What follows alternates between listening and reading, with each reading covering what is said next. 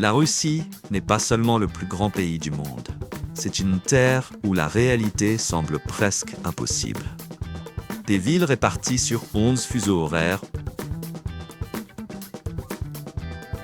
aux villages où les températures peuvent geler votre souffle, la Russie regorge de traditions étranges. D'histoires de survie extrême et de faits culturels étonnants dont la plupart des gens n'ont jamais entendu parler.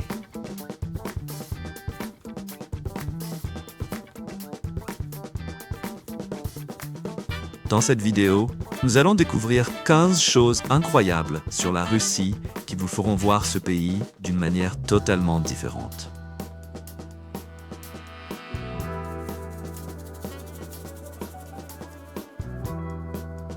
Un pays si immense qu'il semble défier la logique. La Russie n'est pas seulement le plus vaste pays de la planète, c'est aussi une énigme géographique d'une ampleur presque irréelle. Son territoire traverse 11 fuseaux horaires. Autrement dit, lorsque les habitants de Moscou commencent leur journée autour d'un café, ceux de Vladivostok se préparent déjà à aller dormir. Ces contrastes climatiques sont tout aussi stupéfiants. À Oymyakon, en Sibérie, la température peut chuter jusqu'à moins 67,7 degrés Celsius. Le froid y est si extrême que de l'eau bouillante jetée en l'air se transforme presque aussitôt en glace. Pourtant, dans ce même pays, Moscou et Saint-Pétersbourg connaissent en été les célèbres nuits blanches, lorsque le soleil disparaît à peine et laisse derrière lui une lumière crépusculaire presque surnaturelle pendant de longues heures. 2. Le déséquilibre entre hommes et femmes qui transforme les rencontres. Quand on évoque les femmes russes, beaucoup imaginent des silhouettes sorties d'un conte. Des yeux bleus limpides ou bruns profonds, une peau claire comme la neige, une grande élégance naturelle et des manières raffinées. Aujourd'hui, la Russie connaît un déséquilibre démographique important. On y compte seulement 86,6 hommes pour 100 femmes. Cela signifie qu'il y a actuellement environ 10 millions de femmes de plus que d'hommes dans le pays. Avez-vous déjà rencontré ou fréquenté une femme russe ? Racontez votre expérience dans les commentaires. Les femmes de Russie sont-elles vraiment aussi remarquables qu'on le dit ? 3. Des rituels culturels qui surprennent le monde entier.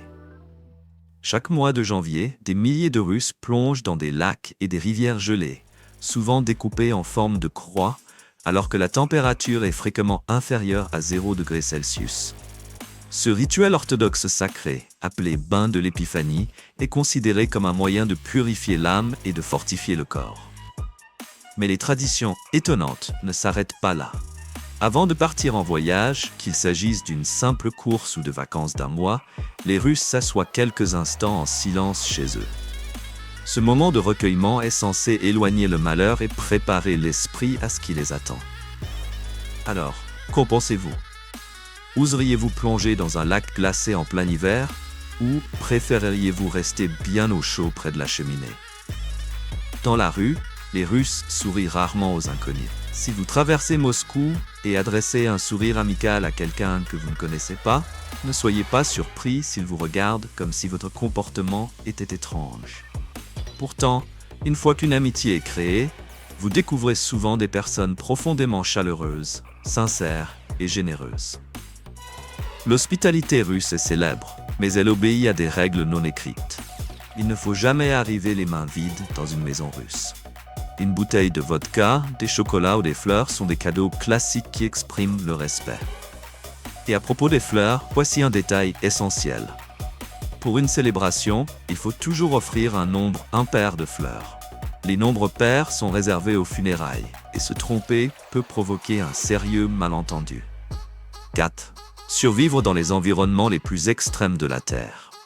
Imaginez vivre dans un endroit où votre souffle gèle presque immédiatement, où les voitures doivent rester allumées tout l'hiver pour ne pas devenir des blocs de glace et où l'encre des stylos peut geler au point de rendre l'écriture impossible. Bienvenue à Oymyakon, le lieu habité en permanence, le plus froid du monde, où les températures descendent régulièrement jusqu'à moins 67 degrés Celsius. Dans les régions de Yamal et de Yakoutie, le froid crée des scènes presque irréelles. Les policiers patrouillent parfois à dos de renne plutôt qu'en voiture, car les véhicules ne supportent pas toujours ces conditions extrêmes. Les routes deviennent des couloirs de glace et le paysage prend l'apparence d'une planète étrangère. Dans les régions de Tchoukotka et des Kourils, des ours polaires entrent parfois dans les villages à la recherche de nourriture. Certains vont même jusqu'à frapper aux portes comme s'ils réclamaient un repas.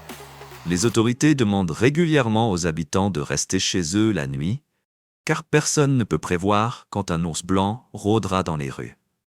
Et pourtant, quand le printemps arrive, même si la température reste sous zéro, les habitants s'allongent au soleil sur des champs encore couverts de neige. Profitant de la lumière après des mois d'obscurité, ils mangent des glaces dehors par moins 30 degrés, comme si cela faisait partie du quotidien. À Moscou et à Saint-Pétersbourg, les vendeurs de glace attirent des clients toute l'année, même au cœur du froid. Si vous êtes encore là à ce stade de la vidéo, cela nous fait vraiment plaisir de savoir que le contenu vous intéresse.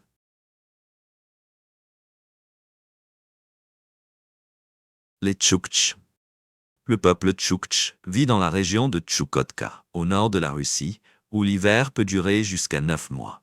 Il est connu pour sa capacité à survivre à des températures pouvant atteindre moins 50 degrés Celsius, mais aussi pour des coutumes singulières qui attirent beaucoup l'attention. Cette région reste recouverte de glace une grande partie de l'année. Alors que dans de nombreux endroits, les populations dépendent des forêts, chez les Tchoukches, le renne constitue la base de l'existence. Le gel permanent rend les enterrements traditionnels extrêmement difficiles. Depuis des siècles, certains groupes construisent des cryptes hors sol ou des plateformes surélevées où les défunts sont placés dans des cercueils qui ne touchent jamais la terre gelée. Ces structures sont conçues avec soin pour résister aux intempéries tout en honorant la mémoire des disparus. Dans le même temps, d'autres communautés de la région ont développé leurs propres solutions face au sol gelé. Elles conservent temporairement les corps dans des garages, des sous-sols ou des espaces spéciaux pendant l'hiver.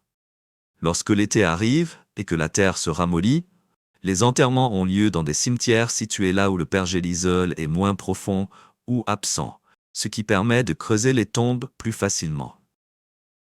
6. Les Esquimaux. La région de Tchoukotka est également habitée par le peuple esquimau. Les femmes esquimaudes, souvent décrites comme ayant une peau foncée et une grande force de caractère, sont vues comme le pilier de leur famille. Les hommes esquimaux éprouvent une profonde admiration pour leurs épouses et les considèrent comme les femmes les plus précieuses au monde. L'une des coutumes les plus inhabituelles autrefois pratiquées dans cette région consistait, pour un mari, à permettre à son épouse de passer la nuit auprès d'un invité masculin, en signe d'accueil et d'hospitalité. Cette tradition, connue comme une forme temporaire de prêt d'épouse, était profondément ancrée dans certaines pratiques culturelles esquimaudes. Lorsqu'un homme partait chasser, il pouvait être accompagné de l'épouse d'un autre homme. Durant cette période, la femme assumait un rôle domestique et affectif auprès de celui qui l'avait reçu. Chez les Esquimaux, ce partage n'était pas perçu comme honteux, mais comme un geste honorable. Ils pensaient qu'offrir ce que l'on avait de plus cher était une manière de partager le bonheur avec les autres. Si un invité refusait cette proposition, le mari pouvait l'interpréter comme une offense à sa générosité et à sa maison. Les veuves étaient même encouragées à offrir leur compagnie aux visiteurs. Et si une femme concevait un enfant à la suite d'une telle rencontre, toute la communauté s'en réjouissait. Les racines de cette pratique se trouvaient dans l'isolement et les difficultés de la vie esquimaude. La population réduite rendait les mariages entre proches difficiles à éviter, ce qui pouvait entraîner la naissance d'enfants fragiles ou en mauvaise santé. À cela s'ajoutait le froid extrême et les conditions de vie éprouvantes, qui rendaient l'éducation d'enfants robustes encore plus difficile. Des notions comme la chasteté avaient peu d'importance dans leur culture. La pureté désignait simplement une femme qui n'avait pas encore connu d'homme. Les Esquimaux accordaient aussi beaucoup de valeur aux limites personnelles, préférant ne pas s'immiscer dans la vie privée des autres, ni propager de commérages. 7.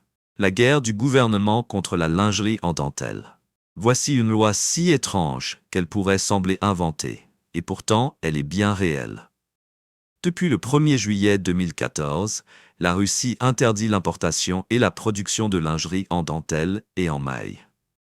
Cette interdiction ne concerne pas seulement le caractère révélateur ou provoquant de la dentelle. Les autorités médicales russes ont estimé que les matières synthétiques utilisées dans la dentelle et la maille ne respectaient pas le seuil obligatoire de 6% d'absorption de l'humidité, considéré comme nécessaire pour des sous-vêtements intimes sains.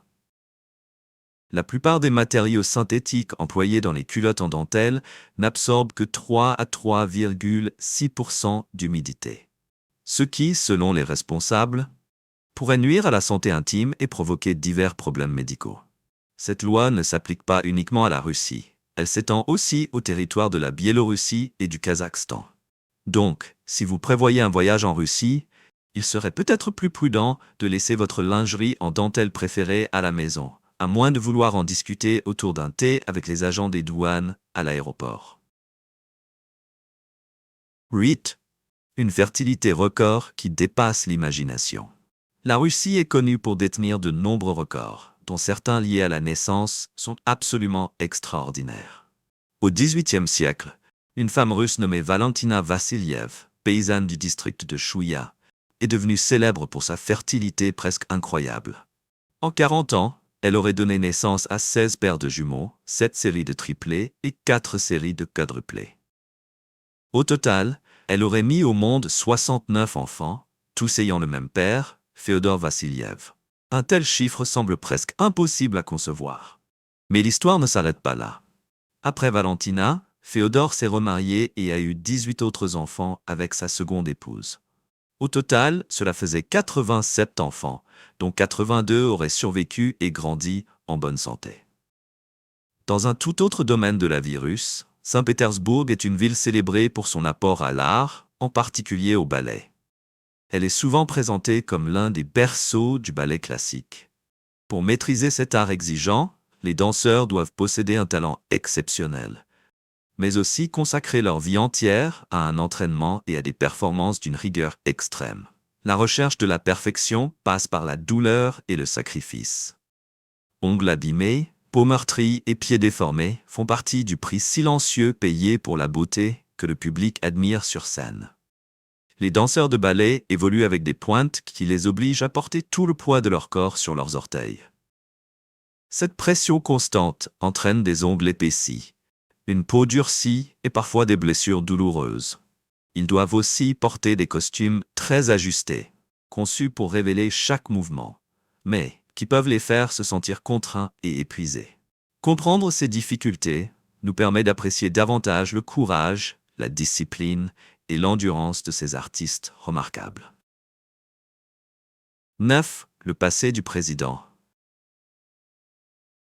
L'ascension de Vladimir Poutine ressemble à l'intrigue d'un roman d'espionnage, car c'est en grande partie ce qu'elle fut. Avant de devenir l'un des dirigeants les plus reconnaissables du monde, Poutine a passé 15 ans comme agent du KGB, l'équivalent russe de la CIA. Il a rejoint le KGB en 1975 et a d'abord été affecté au contre-espionnage à Leningrad, aujourd'hui Saint-Pétersbourg. Son travail consistait notamment à surveiller les visiteurs étrangers, à empêcher les défections et à recueillir des renseignements sur les activités occidentales. En 1985, il a été envoyé à Dresde, en Allemagne de l'Est, où il travaillait sous couverture diplomatique. Officiellement, il était présenté comme traducteur, mais il participait en réalité à des opérations de renseignement.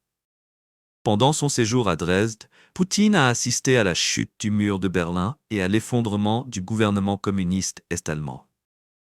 Après la disparition de l'Union soviétique en 1991, il est rentré en Russie et a officiellement quitté le KGB. Il est ensuite entré en politique à Saint-Pétersbourg, auprès du maire, où il s'est rapidement forgé une réputation d'administrateur efficace. Son tournant majeur est arrivé en 1999, lorsque le président Boris Eltsine l'a nommé Premier ministre. Quelques mois plus tard, il remportait l'élection présidentielle, ouvrant une longue période au pouvoir qui se poursuit encore aujourd'hui. 10. Moscou, là où le passé et l'avenir se rencontrent. Moscou est une ville de contraste presque impossible, où une église orthodoxe du XVIe siècle peut se dresser juste à côté d'un gratte-ciel moderne étincelant. La ville avance à un rythme effréné. Les moscovites semblent toujours pressés. Qu'il s'agisse d'hommes d'affaires en costumes coûteux, se dirigeant vers des réunions dans des tours de verre, ou d'étudiants serrant un gobelet de café en courant pour attraper le métro. Mais lorsque le soleil se couche, Moscou change de visage. L'agitation du jour laisse place à une vie nocturne élégante. Les cafés chaleureux se remplissent de gens plongés dans de longues conversations autour du thé et de la vodka.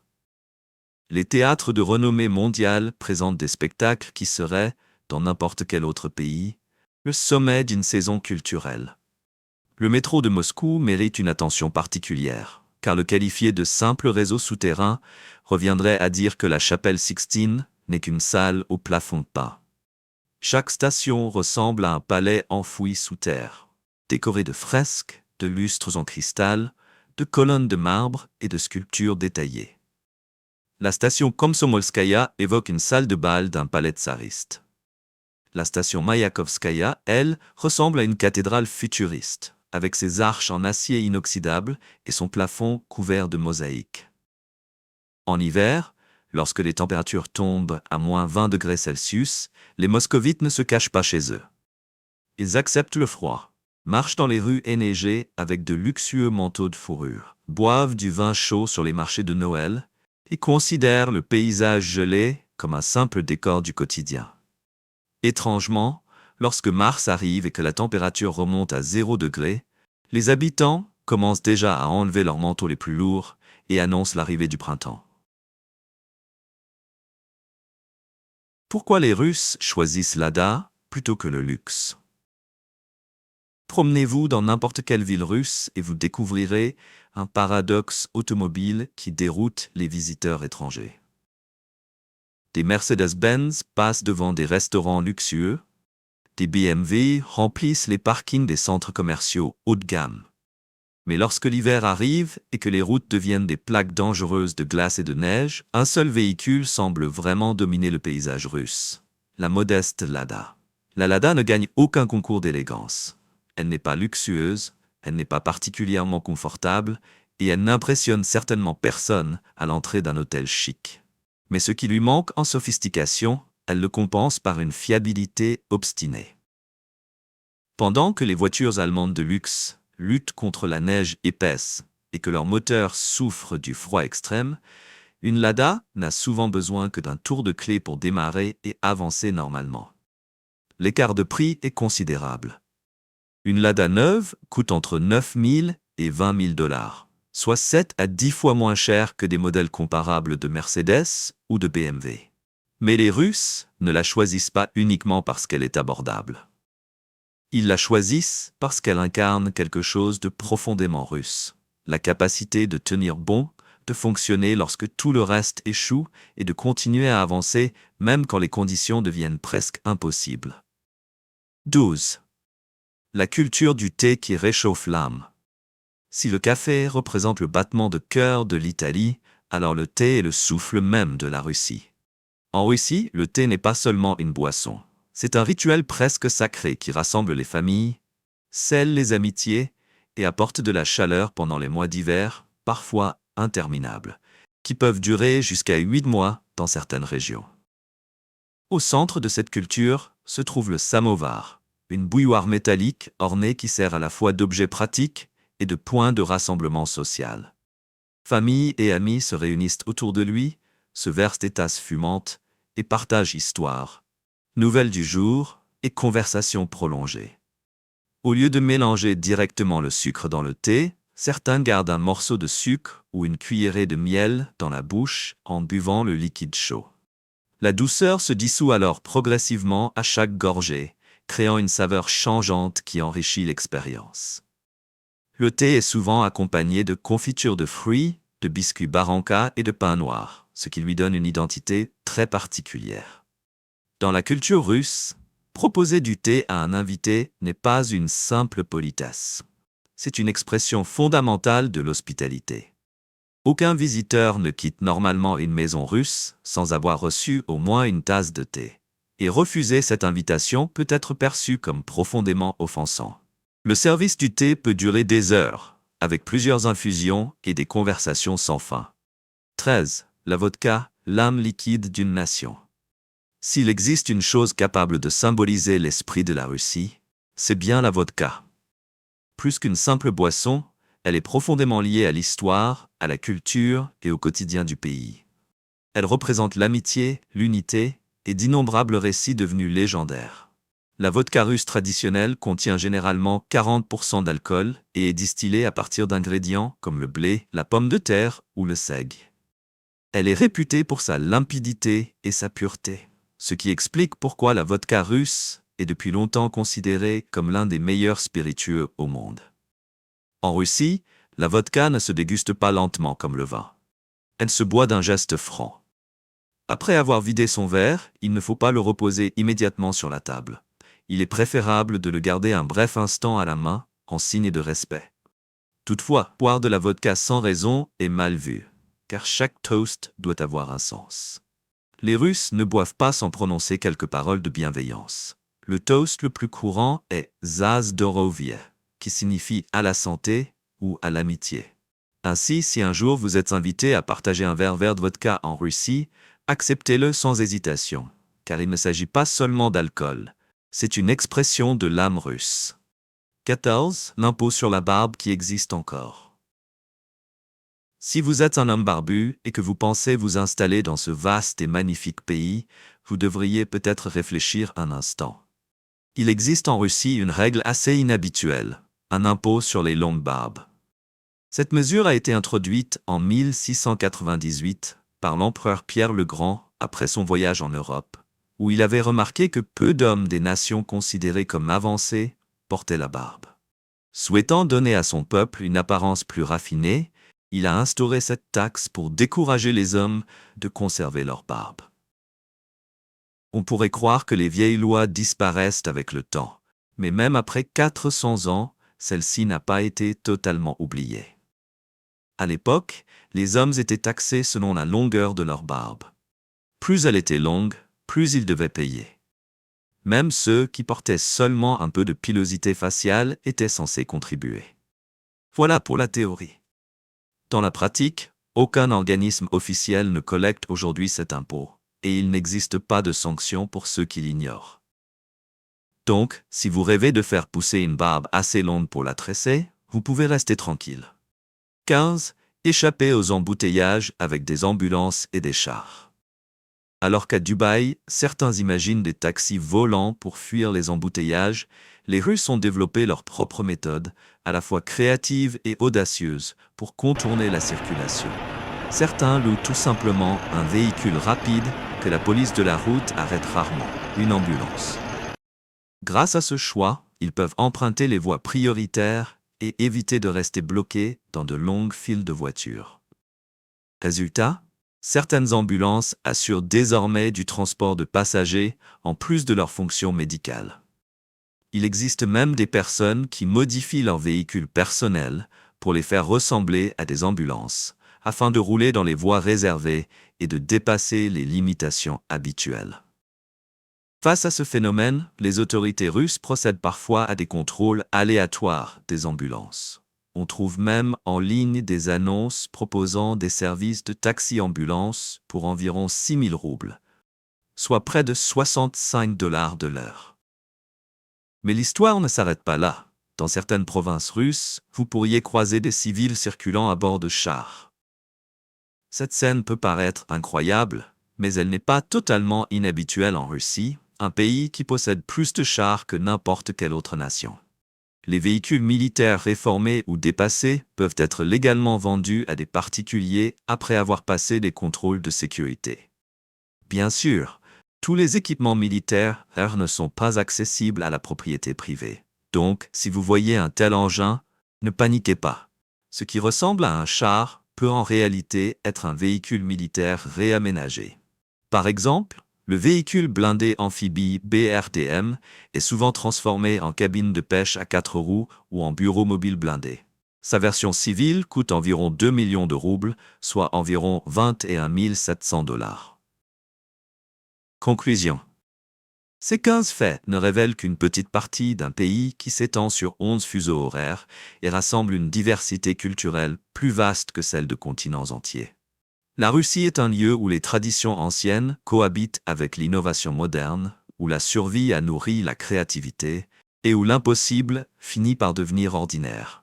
Lequel de ces faits sur la Russie vous a le plus surpris? Avez-vous déjà connu un froid extrême comme celui vécu par les habitants d'Oymyakon?